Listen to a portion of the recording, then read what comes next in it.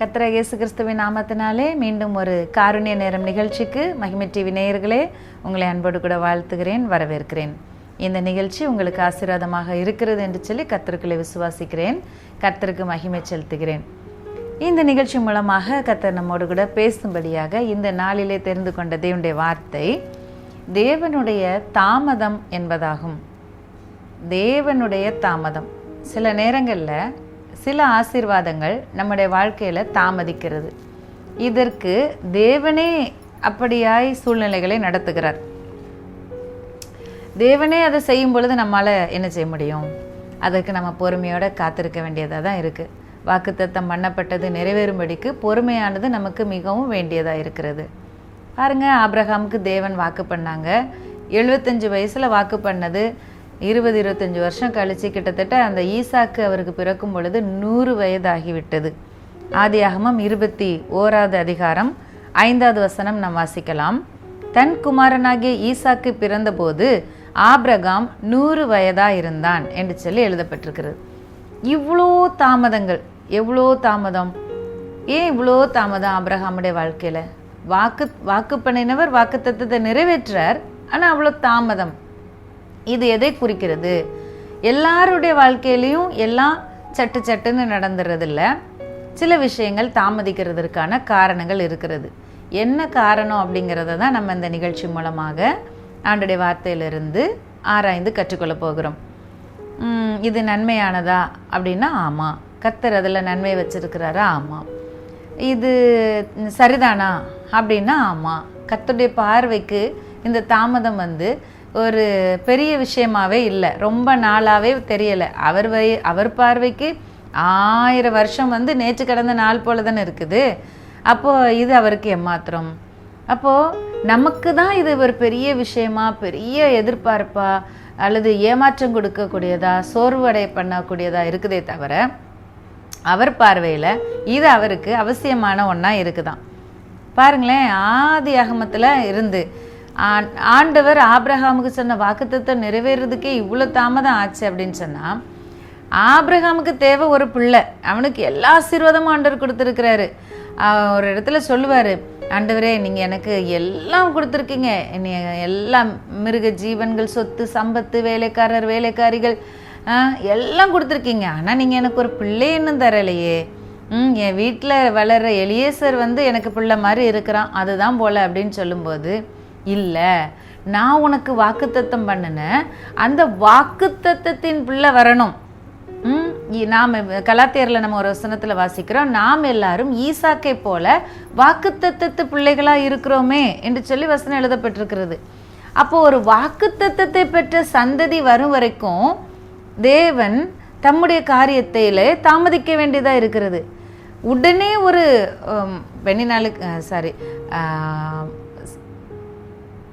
அது இன்னொரு சம்பவத்தில் நம்ம பார்க்க முடியும். அன்னாள் எல்கானா இந்த தம்பதிக்கும் பிள்ளை இல்லை. பெனினாள் அப்படிங்கிற அவங்களுடைய இன்னொரு மனைவிக்கு பிள்ளைகள் இருந்தாங்க. அப்போது அன்னாளுக்கும் ஆண்டவர் உடனே ஒரு குழந்தையை கொடுத்துருக்க முடியும். ஆனால் ஆண்டவருக்கு ஒரு தீர்க்கதரிசி வரணும். பெனினாளுக்கு பிள்ளைகள் பிறந்தாங்க. இப்போ சாதாரணமாக உடனடியாக காலகட்டங்கள் சரியான நேரங்களில் அப்படியே அது சாதாரணம். அப்படி அவங்களுக்கு பிறந்த பிள்ளைகள் அது ஒரு சாதாரணமான காரியமாக இருக்குது. ஆனால் அன்னாளுக்கு பிறந்ததோ இஸ்ரவேலிலே முதல் தீர்க்கதரிசி, ராஜாக்களை அபிஷேகம் பண்ணுகிற சாமுவேல் தீர்க்கதரிசி. அப்போது ஆண்டவருக்கு ஒரு தீர்க்கதரிசி வேணும். இங்கே ஆபிரகாமுக்கு ஒரு பிள்ளை வேணும், ஆனால் ஆண்டவருக்கு வாக்குத்தத்தம் பெற்ற ஒரு சந்ததி வரணும். அந்த சந்ததியில் 12 கோத்திர பிதாக்கள் வரணும். அந்த 12 கோத்திரங்களில் இயேசு யூத ராஜசிங்கமாக இந்த உலகத்தில் மனித அவதாரத்தில் வரணும். அப்போது இந்த காரியங்கள் எல்லாம் பின்னாடி அவர் வச்சிருக்கிற நிறைய திட்டங்கள் மறைந்திருக்கிறபடினால தேவனுடைய பார்வைக்கு இது நீதியாக இருக்கிறது, நம்முடைய பார்வைக்கு என்னப்பா இது எவ்வளோ காலம்தான் காத்திருக்கிறதுன்னு சொல்லி ரொம்ப அநீதியாக தெரியுது. ஆனால் தேவனுடைய பார்வையில் அது ஒரு விஷயமே இல்லை. தேவன் எதிர்பார்க்கிற அர்ப்பணிப்பும், தேவன் எதிர்பார்க்கிற ஒரு பிள்ளையும் கிடைக்கிற அந்த மனப்பக்குவம் அந்த பேரண்ட்ஸுக்கு, அந்த பெற்றோருக்கு வருகிற வரைக்கும் தேவன் தம்முடைய வாக்குத்தத்தத்தை குறித்து தாமதிக்கிறவராக இருக்கிறார். பாருங்களேன், அவர் பர்பஸாக லாசரு இறந்து போனப்போ லேட்டாக வந்தார், தாமதிச்சு வந்தார். உடனே வந்திருக்கலாம். நீர் சிநேகிக்கிற லாசரஸ் வியாதியாக இருக்கிறான்னு சொல்லி அவங்க வீட்டுக்கு செய்தி, இயேசு இருக்கிற இடத்துக்கு செய்தி அனுப்பப்படுது. நீர் சிநேகிக்கிற லாசரு, உங்கள் ஃப்ரெண்டு, உங்கள் க்ளோஸ் ஃப்ரெண்டு ரொம்ப வியாதியாக இருக்கிறான், செத்து போக போகிறான் அப்படின்னு சொல்லி ஆண்டவருக்கு செய்தி அனுப்பப்படுகிறது. ஆனால் இயேசு தாம் இருந்த இடத்துல பின்னும் 2 நாள் தங்கினார் என்று சொல்லப்பட்டிருக்கிறது. இன்னும் அவர் தாமதிச்சார். ஏன் தாமதிக்கிறார்? அவர் வியாதியஸ்தர்களை சுகமாக்குற அற்புதங்கள்லாம் நடந்துக்கிட்டே இருக்கு. ஆண்டவருக்கு இன்னும் அவருடைய பலத்த மகிமை வெளிப்படணும். இதைவிட வியாதியஸ்தர்கள் சுகமாகிறதை காட்டிலும் மரித்த ஒருவன், அதுவும் கல்லறையில் வச்சு 4 நாள் ஆன ஒருவன், நாரி போன ஒருவன் இனிமே உயிரோட வர்றதுக்கு சான்ஸே இல்லை. ஏன்னா யூதர்களுடைய வழக்கப்படி, நம்பிக்கையின்படி 3 நாள் வரைக்கும் அந்த மனுஷனுடைய ஆவி அங்கேயே சுற்றிக்கிட்டு இருக்குமா. 3 நாளுக்குள்ள அவனை எழுப்பணும்னா எழுப்பிக்கலாமா அப்படிங்கிற ஒரு நம்பிக்கை. இந்த நம்பிக்கையெல்லாம் உடைக்கும்படி அவர் 4 நாள் தாமதம் பண்ணுறார். அப்போது ஆண்டவர் நம்முடைய வாழ்க்கையிலே தாமதம் பண்ணுகிறார் அப்படின்னு சொன்னால் அதுக்கு ஒரு ரீசன் இருக்குது. அது என்ன ரீசன், என்ன காரணம் அப்படின்னு சொல்லிட்டு நம்ம 2 நாளாகமும் 16வது அதிகாரம் 9வது வசனத்தில் பார்க்கலாம். 2 நாளாகமும் 16வது அதிகாரம் 9வது வசனம். தம்மை பற்றி உத்தம இருதயத்தோடு இருக்கிறவர்களுக்கு தம்முடைய வல்லமையை விளங்க பண்ணும்படி, தம்மை பற்றி உத்தம இருதயத்தோடு இருக்கிறவர்களுக்கு தம்முடைய வல்லமை விளங்க பண்ணும்படி கர்த்தருடைய கண்கள் பூமி எங்கும் உலாவிக் கொண்டே இருக்கிறதாம். அவர் ஏதோ ஒரு விதத்தில் அவரோட உத்தம இருதயத்தோடு இருக்கிறவங்க தான், சரிதானா? உத்தமமாக கர்த்தரை பின்பற்றுறவங்க. ஆபிரகாம் கர்த்தரை உத்தமமாக பின்பற்றினாரு, எல்கானா கர்த்தரை உத்தமமாக பின்பற்றினார். வருஷந்தோறும் கரெக்டாக அவங்க அந்த தேவாலயத்தில் போய் பலிகளை செலுத்தி பண்டிகையில் ஆசரித்து சரியாக பிரமாணங்களின்படி நடந்து வந்தாங்க. எல்லாம் கர்த்தரை உத்தமமாக பின்பற்றினாங்க. இந்த லாசரு குடும்பம் அப்படியே இயேசுவோடு கூட இணைஞ்சிருந்தாங்க, இயேசுவோடு கூட ஃப்ரெண்டாக இருந்தாங்க, பழகி இருந்தாங்க. இப்படியெல்லாம் அவரோட உத்தமமாக பின்பற்றினாங்க. மேலே அவருடைய வல்லமையை விளங்க பண்ணும்படி கர்த்தர் சில காரியங்களை குறித்து தாமதிக்கிறார் என்று சொல்லி வசனத்திலிருந்து நம்ம புரிந்து கொள்ள முடிகிறது. ஒரு தாமதத்திலையும் பாருங்களேன், அவருடைய வல்லமை பெருசாக விளங்கியிருக்கும். முந்தின ரசத்தை காட்டிலும் பிந்தின ரசத்தின் மகிமை அதிகமாக இருந்துச்சுன்னு சொன்னபடி, முந்தின அற்புதங்களின் மகிமையை காட்டிலும் பிந்தின இந்த அற்புதம், மரித்தவனை உயிரோடு எழுப்புகிற இந்த அற்புதம், இது அதிக மகிமை உள்ளதாக இருந்துச்சு. அப்போ அவருடைய வல்லமை விளங்க பண்ணும்படி, அவருடைய மகிமை இன்னும் பலமாய் வெளிப்படும்படி தேவன் சில காரியங்களிலே நம்முடைய வாழ்க்கையிலே தாமதிக்கிறவராக இருக்கிறார். தேவனால் எல்லாம் கூடுமா? எல்லாம் கூடும். உடனே அவருக்கு அற்புதம் செய்ய முடியுமா? முடியும். உடனே ஆபிரகாமுக்கு பிள்ளையை கொடுத்துருக்கலாமா? கொடுத்துருக்கலாம். உடனே எல்கானாவுக்கு, அண்ணாளுக்கு ஒரு குழந்தையை கொடுத்துருக்கலாமா? கொடுத்துருக்கலாம். உடனே லாசருவை உயிரோடு எழுப்பணும்னா எழுப்பியிருக்கலாம். நீங்கள் என்ன கேள்வி கேட்டுட்டு இருக்கிறீங்க? உங்கள் தேவை என்ன? நீங்கள் எதுக்காக காத்திருக்கிறீங்க? இதுக்கு உடனே ஒரு அற்புதத்தை தேவனால் செய்ய முடியுமா? செய்ய முடியும்.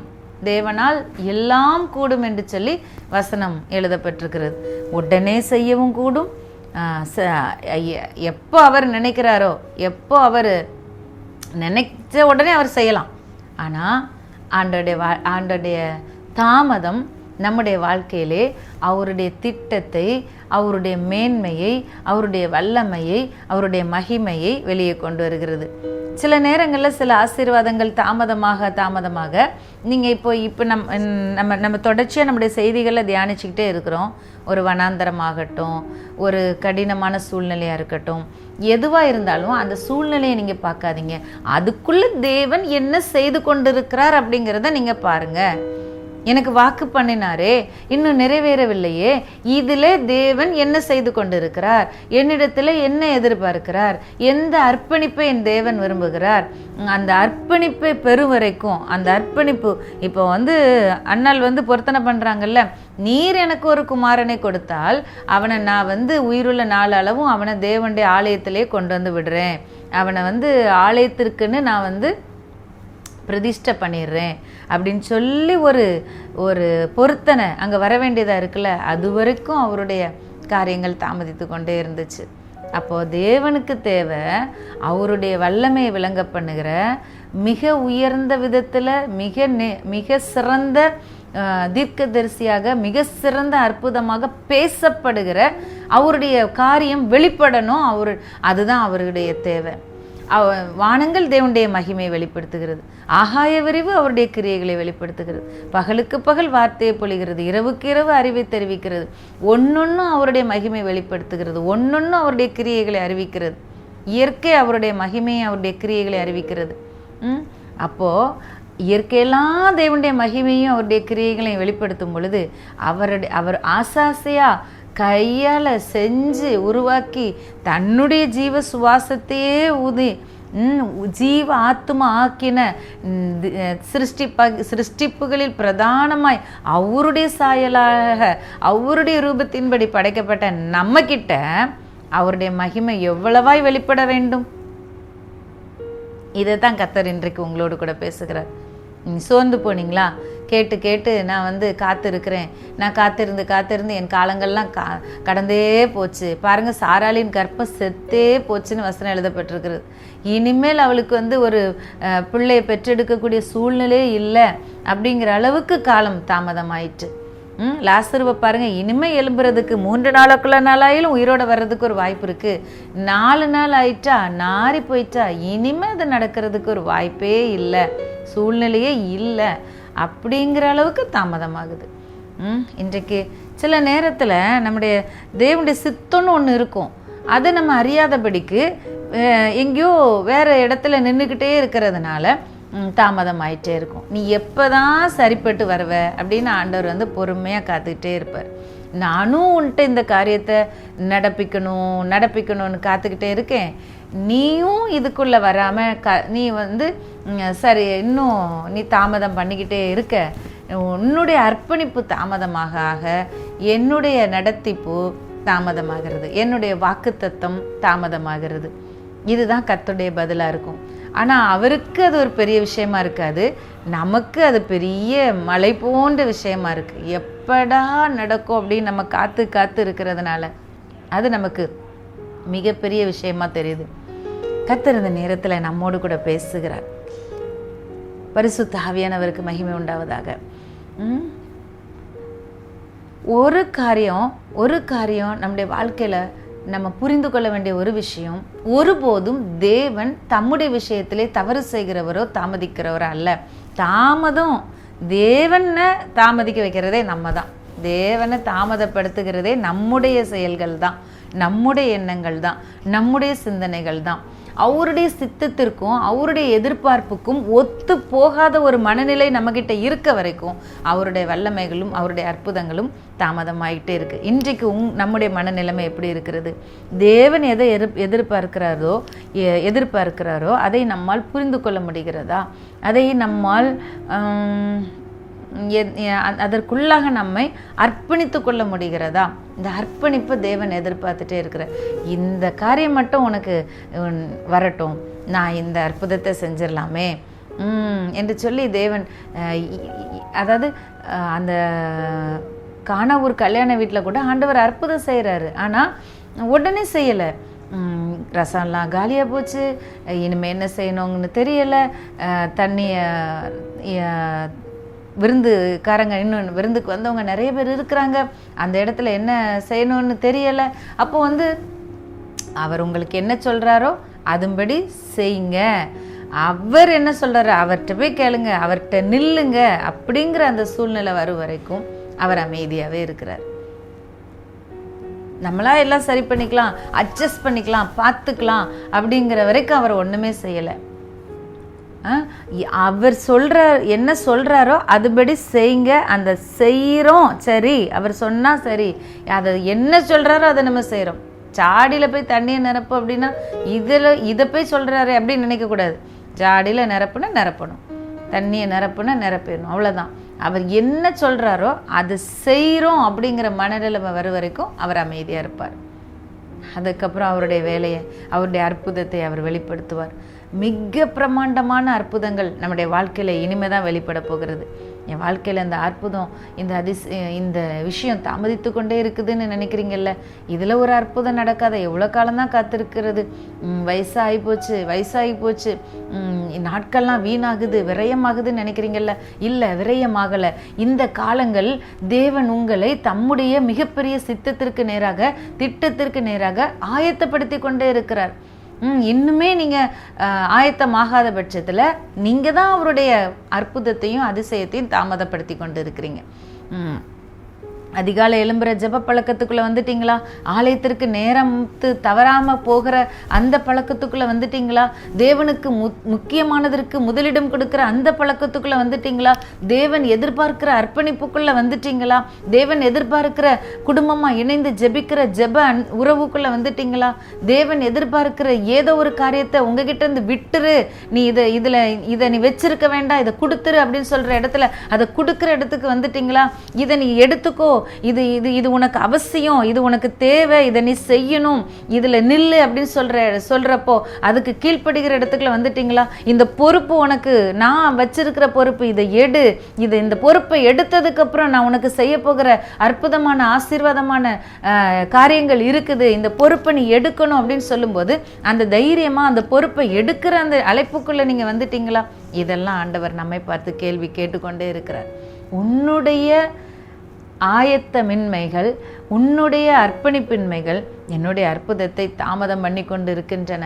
இன்றைக்கு இதை கேட்டுக்கொண்டு இருக்கிற என் அன்பான சகோதரனே, என் அன்பான சகோதரியே, ஆண்டவர் உங்களை பார்த்து சொல்கிறார், அவருடைய மகிமை வெளிப்படும்படி நீங்கள் தெரிந்து கொள்ளப்பட்ட பாத்திரமா இருக்கிறபடினாலே, அதான் தெரிந்து கொள்ளப்பட்டவங்க கிட்ட தான் ஆண்டவர் ரோட்டில் போகிற வரவங்களுக்கெல்லாம் இதை பேசலை. நம்ம தேவனால் தெரிந்து கொள்ளப்பட்ட பிள்ளைகள், பரிசுத்த வாழ்க்கைக்கென்று வேறு பிரிக்கப்பட்ட பிள்ளைகள், தேவனுக்கென்று ஒரு உன்னத அடையாளங்களாக, அற்புதங்களாக, சாட்சிகளாக வாழும்படி தெரிந்து கொள்ளப்பட்டவர்கள். இதோ நானும் கர்த்தர் எனக்கு கொடுத்த பிள்ளைகளும் சேனைகளின் கர்த்தராலே, சியோன் பர்வதத்தில் வாசமாயிருக்கிற சேனைகளின் கர்த்தராலே இஸ்ரவேலிலே அடையாளங்களாகவும் அற்புதங்களாகவும் இருக்கிறோம் என்று சொல்லி அற்புத அடையாளங்களுக்காக நீங்கள் தெரிந்து கொள்ளப்பட்டவர்கள். We are God's chosen people. நம்ம பரிசுத்தமாகும்படி, நம் அன்பிலே விருத்தி அடையும்படி, நம் ஆவிக்குரிய ஆசீர்வாதங்களிலே விருத்தி அடையும்படி, பெருகும்படி, விசுவாசத்திலே வளரும்படி, பெருகும்படி தேவனால் தெரிந்து கொள்ளப்பட்டவர்கள். தெரிந்து கொள்ளப்பட்டவங்க வாழ்க்கையில தான் ஆண்டவர் தம்முடைய மகிமையை வெளிப்படுத்த முடியும். அதுல தான் தேவன் தம்முடைய வல்லமையை விளங்க பண்ண முடியும். ஆகவே தெரிந்து கொள்ளப்பட்டவர்களை குறித்து ஆண்டவர் இந்த நாளிலே பேசுகிறது என்னவென்றால், தேவனுடைய தாமதங்களை குறித்து ஒருபோதும் நீங்கள் வருத்தப்பட வேண்டிய அவசியம் இல்லை. நிறைய பேருக்கு வருத்தமே வந்துடுது. ஆண்டர்கிட்ட ஜோமணி ஒன்றும் கிடைக்கலப்பா, ஒன்றுமே கிடைக்கல, இனிமேல்லாம் ஜோமே பண்ணக்கூடாது, ஆண்டவர் அவர் பாட்டுக்கு நடத்துவார்னு விட்டுறணும். அப்படி இல்லை. இன்னைக்கு நீங்கள் எப்படி யோசிக்கணும் தெரியுமா? ஆண்டவரே, என்னுடைய வாழ்க்கையிலே நீங்கள் உங்கள் மகிமையை, உங்கள் வல்லமையை வெளிப்படுத்துவதற்கு இன்னும் நான் என்னை எப்படி தாழ்த்தணும், எனக்கு கற்றுக் கொடுங்க ஆண்டவரே. உங்கள் மகிமை வாழ்க்கையில் பெரிதாய் விளங்க போகுது, அதற்கு எந்த விதத்தில் நான் என்ன தகுதிப்படுத்தி கொள்ளணும், அதற்கு எனக்கு அதை புரிந்து கொள்ளுகிற இருதயத்தை, புரிந்து கொள்ளுகிற அறிவை எனக்கு தந்துடலுங்க அப்படின்னு நீங்கள் கேட்டு பாருங்க. ஆண்டவர் உங்களோடு கூட பேசுவார். நிச்சயமாகவே உங்ககிட்ட என்ன எதிர்பார்ப்பை ஆண்டவர் விரும்புகிறார். எதற்கு நீங்கள் அதிகமாக நேரம் செலவழிக்கிறீங்க? தேவனுடைய பிரசன்னத்துக்குள்ளே இருக்கிறீங்களா? தேவனோடு கூட நேரம் அதிகமாக செலவழிக்கிறீங்களா? தேவன் உங்களை குறித்து உன்னத திட்டம் வச்சுருந்தனா தேவ பிரசன்னத்துக்குள்ளே இருந்தால் தானே அதை நம்மளால் புரிந்து கொள்ள முடியும். உலகளவில் பெரிய பெரிய ஊழியங்களை செய்கிறவங்கெல்லாம் தேவனுடைய பிரசன்னத்துக்குள்ள இருந்து தேவனுடைய திட்டத்தை புரிந்து கொண்டதுனால தான் இன்றைக்கு உலகளாவிய ஒரு ஊழியத்தை எழுப்பியிருக்காங்க. அப்போ ஆண்டவர் உங்களை குறித்த அதே போலத்த ஒரு திட்டத்தை வைத்திருக்கும் பொழுது அந்த திட்டத்துக்குள்ள நம்ம உடன்பட்டு வராம எதற்கோ நேரத்தை செலவழித்து கொண்டிருப்போமானால், எதையோ நாடி ஓடிக்கொண்டிருப்போமானால், தேவன் சொல்வார், எப்பா இதெல்லாம் செய்கிறதுக்கு எனக்கு நிறைய பேர் இருக்காங்க, நீ என்னுடைய பாதத்தில் அமர்ந்திருந்து என்னிடத்தில் கற்றுக்கொண்டு அதை நீ மற்றவர்களுக்கு சொல்லும்படியா நான் உன்னை முன்குறித்திருக்கிறேன். பாருங்க, சாமுவேல் வர்ற நாட்கள்ல, அந்த நாட்கள்ல பிரத்யட்சமான தரிசனம் இருந்ததில்லை. கர்த்தருடைய வார்த்தை அபூர்வமா இருந்தது. அங்க தீர்க்கதரிசியும் இல்லை, ஒன்றும் இல்லை. அப்போ ஆண்டவருக்கு ஒரு தீர்க்கதரிசி வேணும். அவன் வாயினால சொல்லப்படுகிற சத்தம் தேசமெங்கும் அவருடைய வார்த்தை கொண்டு போகப்பட வேண்டும். அப்போ அதற்காக ஆண்டவர் அன்னாளுடைய கர்ப்பத்திலே, சாமுவேலுடைய பிறப்பிலே சில தாமதங்கள். அப்போ இன்றைக்கு தேவன் உங்களை கொண்டு, ஒருவேளை நீங்கள் நல்ல டெக்னீஷியனாக இருப்பீங்கன்னு சொன்னால், உலக அளவில் இன்டர்நேஷ்னல் லெவலில் ஆண்டவர் உங்களை கொண்டு போய் பெரிய காரியங்களை செய்யணும்னு திட்டம் வச்சிருக்கிறார். அப்போது நீங்கள் ஒரு சாதாரண வேலையை தேடி தேடி வந்துட்டுருப்பீங்க. வேலை கிடைக்கல, எனக்கு தாமதமாகுதுன்னு சொல்லிகிட்டு இருப்பீங்க.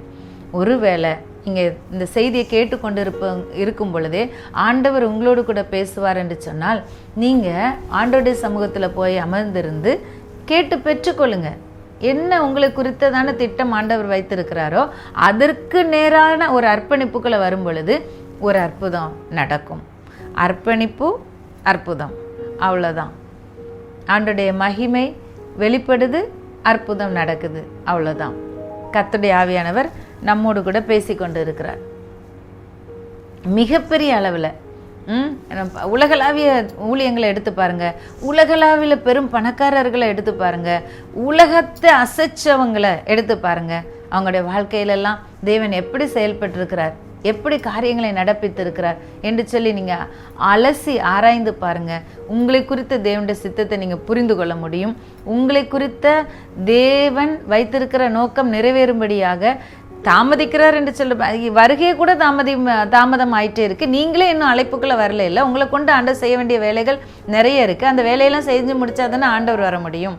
தாமதிக்கிறார் என்று சிலர் எண்ணுகிறபடி அவர் தம்முடைய வாக்குத்தத்தத்தை குறித்து தாமதமாயிராமல் எல்லா மனுஷர் ரட்சிக்கப்படணுங்கிறதுக்காக அவர் தாமதம் பண்ணுகிறவராக இருக்கிறார்.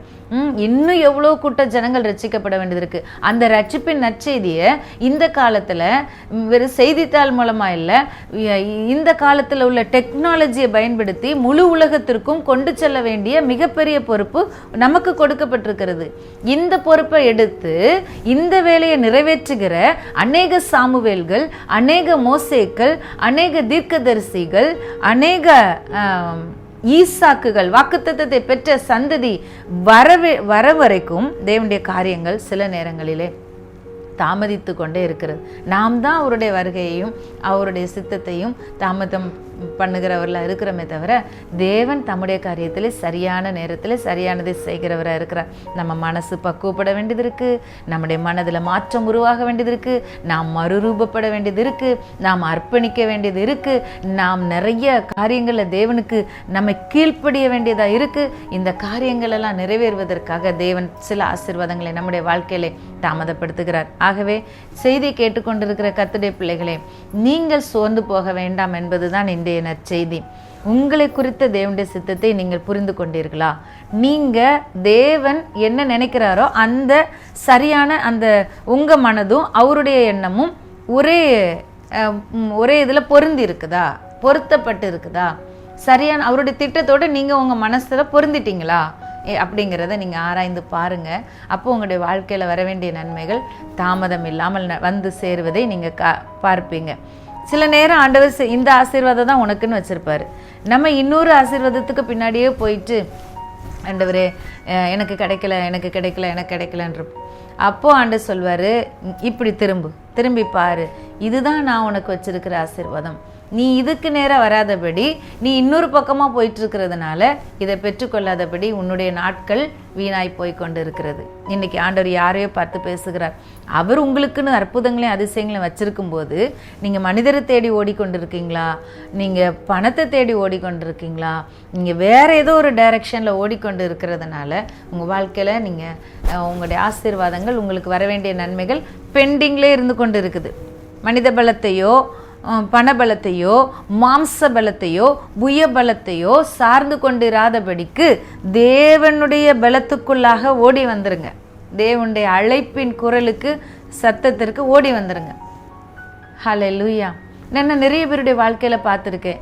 இவங்க வாழ்க்கையில் என்னென்ன விஷயத்தில் நமக்கு தெரியும்படியாகவே வெளிப்படையாகவே இவங்க இந்த காரியங்கள் எல்லாம் தாமதம் பண்ணுறாங்களே, அப்படின்னா இன்னும் ஆண்டவருக்கும் இவங்களுக்கும் இருக்கிற பர்டிகுலர் ரிலேஷன்ஷிப்பில் இன்னும் ஒரு ஆழமான உறவில் என்னென்ன விஷயங்கள் எல்லாம் இவங்க ஆசீர்வாதங்களை, தங்களுக்கு வருகிற ஆசீர்வாதங்களை தாங்களே தடுத்து கொண்டு தடையாய் நின்று கொண்டு இருக்கிறார்களோ என்று யோசிக்கும்படியாக நடந்து கொள்கிறவர்களை நான் பார்த்திருக்கிறேன்.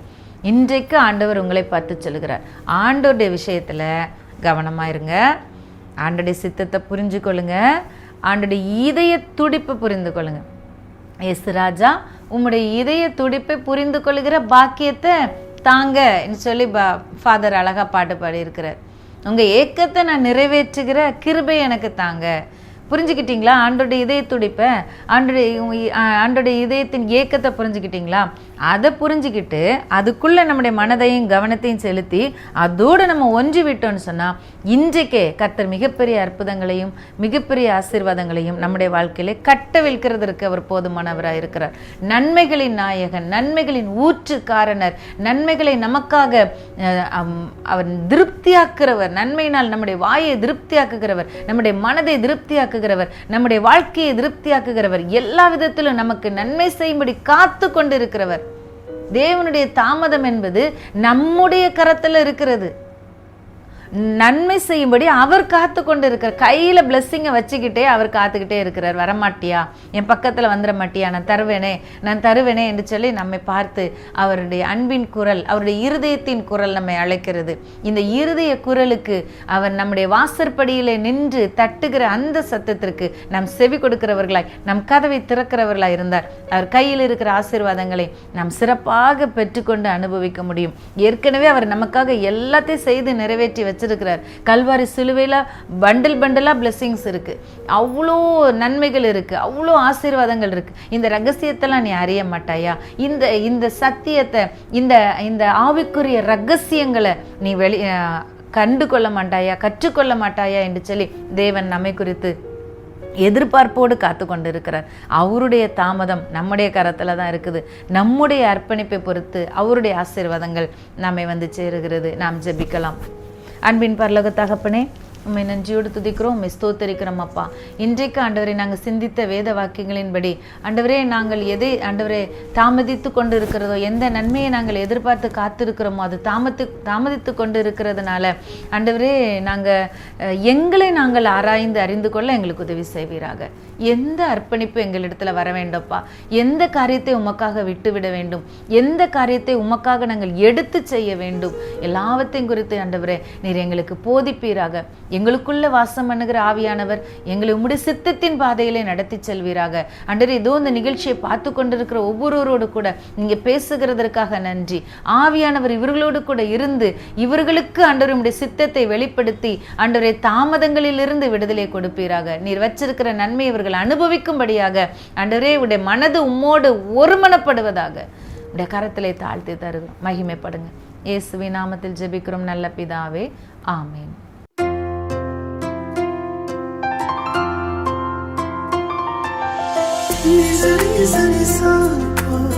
Nizari,